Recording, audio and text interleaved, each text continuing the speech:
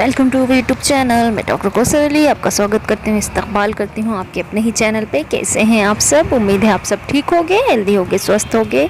यही हमारे चैनल का मोटिव है, उद्देश्य है।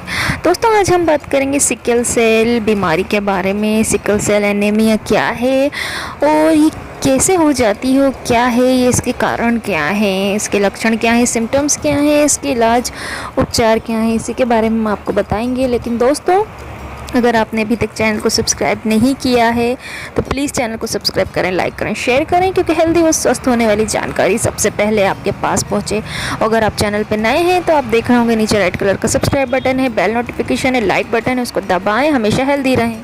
दोस्तों, सिकल सेल एनीमिया दरअसल एक ऐसी स्थिति या सिचुएशन है जब लाल रक्त कोशिकाएं यानी रेड ब्लड सेल्स हीमोग्लोबिन में गड़बड़ी के कारण चांद या अन्य टेढ़े मेढ़े आकार की हो जाती हैं और कठोर हो जाती हैं। ऐसे होने पर ये कोशिकाएं सामान्य रक्त प्रवाह की तरह नहीं बहती, यानी जो नॉर्मल ब्लड सर्कुलेशन की तरह नहीं बहती, बल्कि एक दूसरे से चिपक कर खून का रास्ता जाम कर देती हैं, जिससे शरीर के अन्य ऑर्गन व कोशिकाओं में उपयुक्त मात्रा में जो ऑक्सीजन है वो नहीं पहुंच पाता है। दोस्तों, मानव शरीर में यानी ह्यूमन बॉडी में लाल रक्त कोशिकाएं जो रेड ब्लड सेल्स की कोशिकाओं में होने वाली अनियमित वृद्धि को भी सिकल सेल एनीमिया कहते हैं। सामान्य लाल रक्त कोशिकाएं जो नॉर्मल रेड ब्लड सेल्स की कोशिकाएं होती हैं वो डिस्क के आकार जैसी होती हैं और केंद्र में बिना छिद्रों के छल्ले जैसी दिखाई देती हैं। सिकल सेल एनीमिया एक आनुवंशिक रोग है, यानी जेनेटिक रोग है। अगर माता पिता दोनों को ये बीमारी है तो 25% संभावना होने वाले शिशु को भी ये बीमारी होगी, और यदि दोनों में से कोई एक इस बीमारी से पीड़ित है तो शिशु के स्वस्थ होने की कुछ हद तक संभावना होती है, लेकिन इसका वाहक भी हो सकता है। दोस्तों, आमतौर पे जो रेड ब्लड सेल्स होते हैं गोल होते हैं, ब्लड वेसल्स के माध्यम से आसानी से आगे बढ़ सकते हैं, जिससे शरीर के सभी हिस्सों में ऑक्सीजन ले जाने में मदद मिलती है। सिकल सेल एनीमिया में होने पर ये कोशिकाएं सिकल के शेप में बदल जाती हैं और कठोर और चिपचिपी हो जाती हैं। इन असामान्य आकार की कोशिकाओं को पतले ब्लड वेसल्स में जाने में परेशानी हो सकती है, जिससे शरीर के कुछ हिस्सों में ब्लड सर्कुलेशन और ऑक्सीजन का जाना धीमा हो सकता है या रुक सकता है। इस सिचुएशन में पर्याप्त मात्रा में ब्लड न मिलने पर टिश्यू डैमेज होने के साथ साथ अंगों को नुकसान पहुंचता है।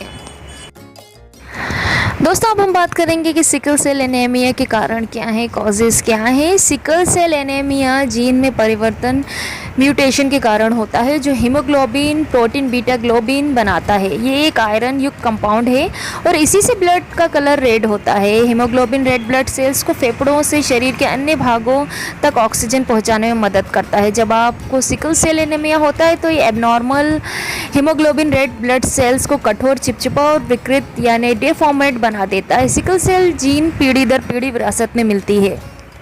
ऐसे मामले में जहां माता पिता दोनों में सिकल जीन मौजूद होते हैं, उनके बच्चों के साथ निम्न परिस्थितियां हो सकती हैं। 25% बच्चों में बीमारी की संभावना नहीं होती है। 50% बच्चे में छिपे हुए आनुवंशिक कारक लेकर पैदा होते हैं, पर उनमें कई बाहरी लक्षण नज़र नहीं आते। 25% बच्चे सिकल सेल के साथ पैदा होते हैं।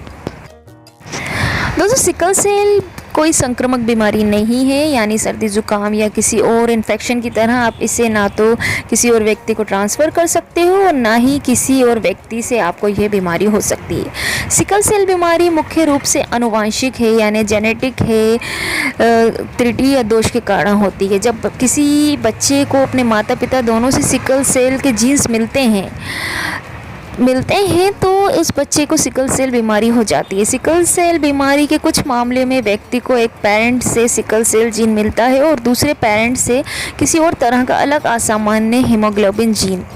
किसी बच्चे को सिर्फ एक पेरेंट्स यानी माता पिता में से सिर्फ किसी एक से ये सिकल सेल जीन मिलता है तो उस व्यक्ति को सिकल सेल बीमारी नहीं बल्कि सिकल सेल ट्रेट की समस्या होती है। सिकल सेल ट्रेट वाले व्यक्ति को बीमारी नहीं होती, लेकिन वो इस बीमारी का वाहक या कैरियर बन जाता है, यानी वे अपने बच्चों को सिकल सेल जीन ट्रांसफ़र कर सकता है। ऐसे लोगों में या तो बीमारी बेहद हल्के लक्षण नज़र आते हैं या कोई लक्षण नहीं दिखते।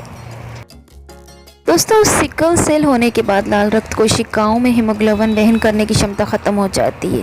इससे शरीर में रक्त की कमी होने लगती है और अंत में व्यक्ति की मौत भी हो सकती है। आदिवासी महिलाओं में ये बीमारी ज़्यादा देखने को मिलती है। दोस्तों, अब हम बात करेंगे कि सिकल सेल के लक्षण और सिम्टम्स क्या हैं। सिकल सेल की बीमारी जन्म के तुरंत बाद से है। जब बच्चा नवजात होता है तभी से उसके शरीर में मौजूद होते हैं। हालांकि नवजात शिशु जब तक 5 या 6 महीने तक नहीं हो जाता उसमें बीमारी के कोई लक्षण नज़र नहीं आते।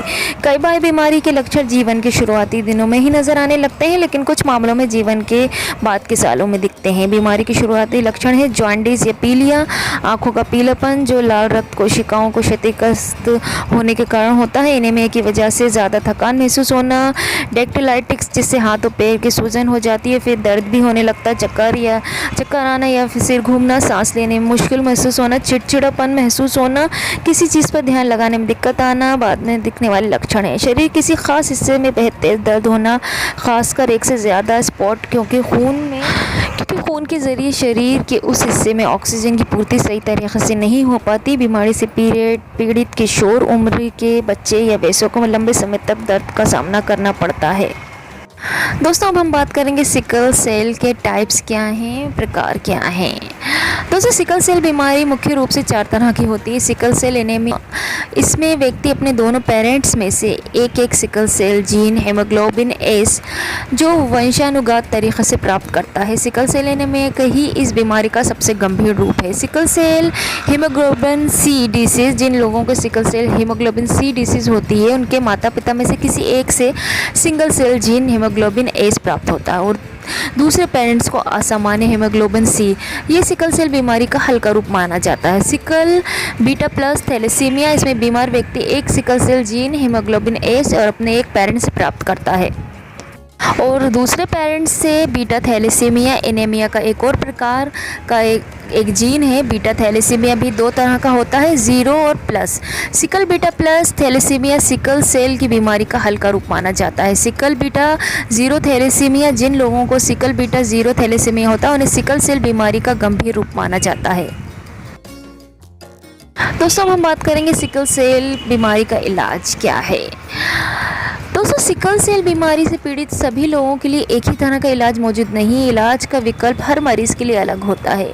ये इस बात पर निर्भर करता है कि व्यक्ति की बीमारी के लक्षण कैसे हैं, हल्के हैं या गंभीर हैं। सिकल सेल बीमारी का इलाज में खून चढ़ाना पड़ता है, कई बार बोन मैरो या स्टेम सेल्स ट्रांसप्लांट भी करवाने की ज़रूरत पड़ती है। Bone marrow transplant sickle cell बीमारी का एकमात्र इलाज मौजूद है, लेकिन ये बेहद कठिन और जोखिम से भरी प्रक्रिया है जिससे कई साइड इफ़ेक्ट भी होते हैं।